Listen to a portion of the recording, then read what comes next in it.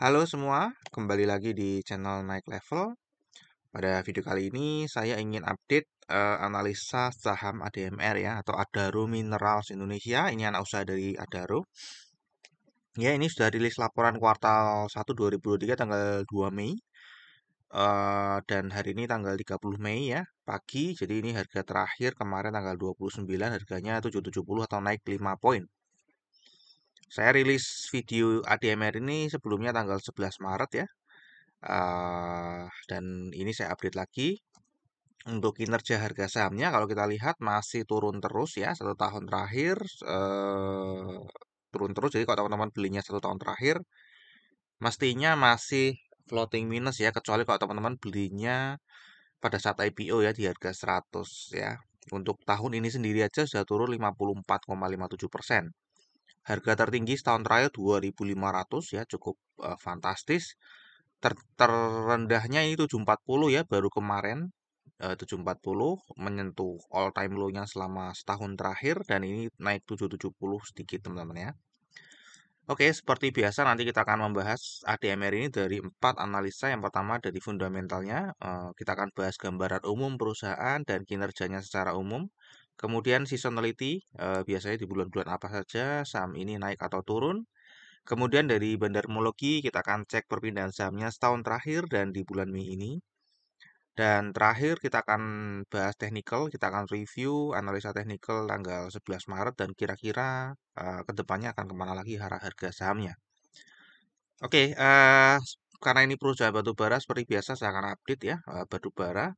Ini masih belum bergerak kemana-mana di angka 160-an teman-teman ya. Jadi di sini kayak di sini sideways aja ya. Jadi seperti analisa-analisa sebelumnya ya, kemungkinan di kuartal 2 ini akan turun ya. Kuartal 2 2023 diprediksi pasti akan turun karena harga batu bara turun. Ya, dan kalau misalnya turun sampai ke 100, maka kira-kira performance di 2023 ini mirip-mirip dengan performance di tahun 2021 ya. Oke, ini adalah sekilas mengenai ADMR ya. Mungkin sudah banyak yang tahu ya. Jadi ini perusahaan batu bara punya cadangan batu baranya 170 juta ton ya. Kemudian dia ini banyak supply ke perusahaan baja ya. Basis pelanggannya di Asia, Jepang, Cina, India. Jadi ini ekspor. Ya, kemudian eh dia juga mengembangkan smelter aluminium ya, teman-teman ya. Jadi mestinya semua perusahaan batu bara memang sudah mulai mendiversifikasi usahanya karena batu bara sudah pastinya tidak akan ada seterusnya ya.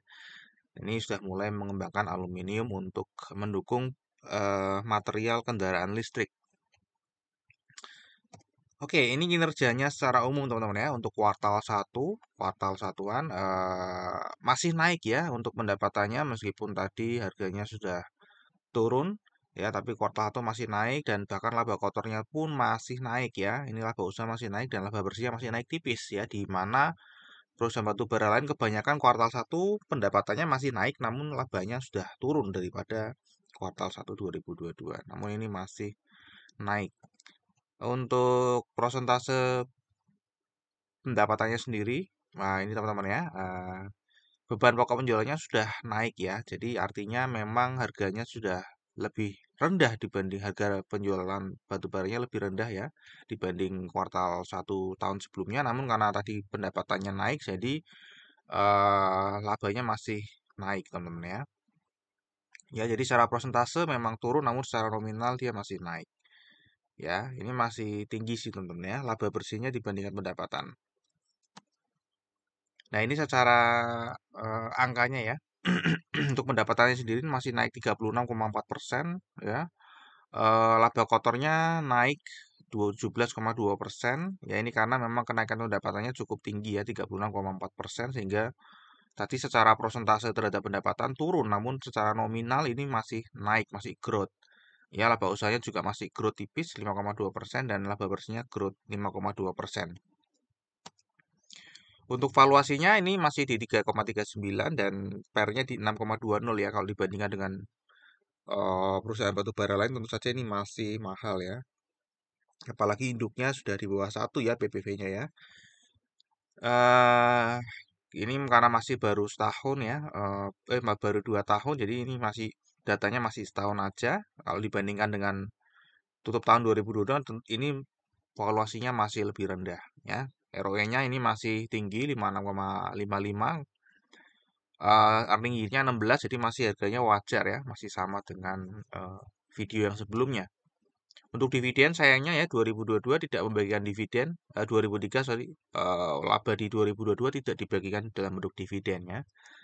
Sayang sekali. Kemudian kalau kita lihat dari seasonality-nya ini sudah turun 54,7% dan setiap bulan ini turun terus ya selama 2023. Ya, untuk peluang naiknya kita memang belum bisa eh, menganalisa ya karena memang baru satu baris 2022 saja. Ya, namun kalau kita lihat di sini memang kenaikan setelah IPO itu memang keterlaluan sih ya, naiknya dari 100 sampai sampai 2000 berapa itu tertingginya ya. Naiknya memang keterlaluan, jadi pastinya setelah kenaikan yang sangat signifikan, sangat euforia, mestinya akan turun ya. Nah, ini untuk bandarmologinya, untuk pemegang sahamnya ini masih belum ada perubahan. Untuk jumlah pemegang sahamnya ini mulai naik ya teman-teman setelah kemarinnya turun ya.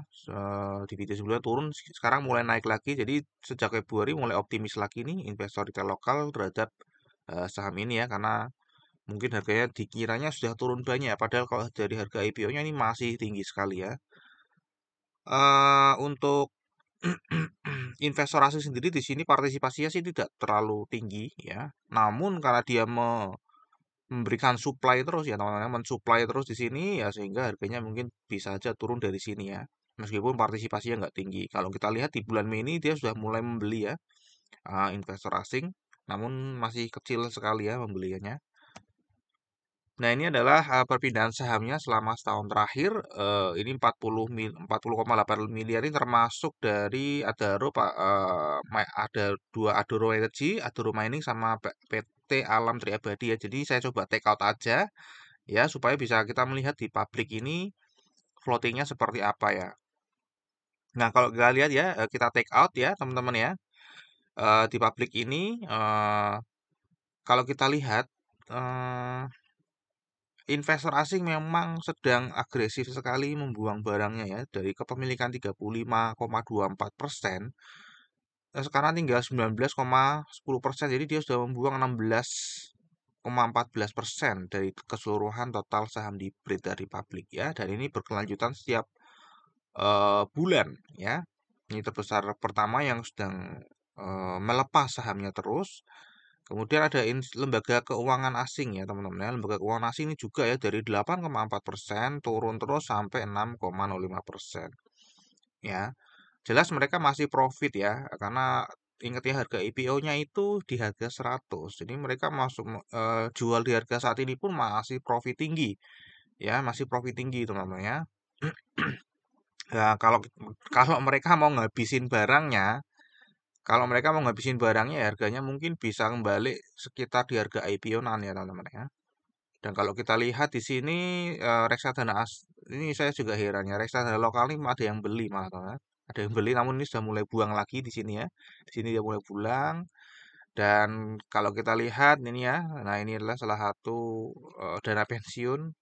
Ada dana pensiun di sini yang saya bilang waktu di grup Telegram ya. Ada beberapa dana pensiun yang sebenarnya masuk di perusahaan yang untuk jangka panjang ini mestinya atau harganya ini terlalu mahal ya. Nah, jadi kalau turun pastinya akan merugi dana pensiunnya. Ya, ini juga ada insurance yang masuk ya. Nah, jadi sangat beresiko ya sebuah insurance masuk ke dalam saham batu bara di mana dia siklikalnya lagi paling tinggi ya teman-teman ya. Apalagi ini habis IPO, habis IPO dan harganya sudah naik ribuan persen ya. Tapi ya udahlah ya, mungkin mereka ada kepentingan lain. Ya, jadi ini ada yang mengakumulasi ya, distribusinya dibuang ke reksadana lokal, corporate lokal, insurance lokal ya. Kemudian ini foreign other juga ada yang beli, namun ini terakhir-terakhir juga sudah buang barang lagi teman-teman ya. Sudah buang barang lagi. Jadi seperti itu. Nah, ini kemungkinan nanti ada ada apa? Ada investor asing yang masuk ya. Nah, ini bulan Mei ada yang masuk. Ternyata ini berbeda, teman-teman ya, dibanding yang buang. Jadi ini kalau kita lihat di sini ada insurance asing ya yang dulunya nggak punya sekarang masuk ya, teman-teman ya. Nah, ini kemudian ini di sini, teman-teman ya, mungkin ini ya insurance yang apa institut apa investor asing yang masuk di saham ADMR. Jadi dia investor baru dan ini adalah insurance ya. Yang lainnya nih saya rasa ini pada buang semua ya, kecuali ada asuransi asing juga yang masuk di sini. Oke, jadi masih distribusi kenceng itu di setahun terakhir. Ya, untuk di sininya di 1 bulan Mei-nya ini kelihatan memang sedang small accumulation. Jadi kemungkinan tadi investor asing kan masuk, teman-teman ya. Investor asing masuk kecil dan itu adalah insurance. Jadi mungkin ada pemain baru yang masuk di sini di harga sini, teman-teman ya. Jadi mungkin mereka ngelihatnya ini sudah turun cukup dalam, jadi kemungkinan ada koreksi. Oke, untuk ini adalah analisa teknikal di tanggal 11 Maret ya. Saya prediksi waktu itu naik ke 1.500, kemudian turun ke 900. Ya, ternyata naiknya nggak sampai 1.500, teman-teman, cuma sampai 1.300-an. Kemudian udah turunnya juga kebablasan ya, terus sempat ke 900, namun dia tidak koreksi ya, teman-teman ya. Ini turun lagi melanjutkan ke 770 ya. Jadi ini sempat ke supportnya 750. Nah, kira-kira arah harga sahamnya akan kemana lagi ya, teman ya? Karena ini masih big distribution ya, masih masih gencar sekali, namun masih ada uang besar lain yang juga masuk. Mestinya yang distribusi juga nggak akan terlalu agresif, karena kalau terlalu agresif maka harganya akan turun terus ya. Kemudian dia akan koreksi lagi, teman-teman ya, ke 900 ya. Jadi kalau di sini kemudian kalau sudah 900 dia mungkin yang distribusi mulai buang barangnya lagi ya. Kemungkinan masih bisa ke angka 590, teman-teman ya.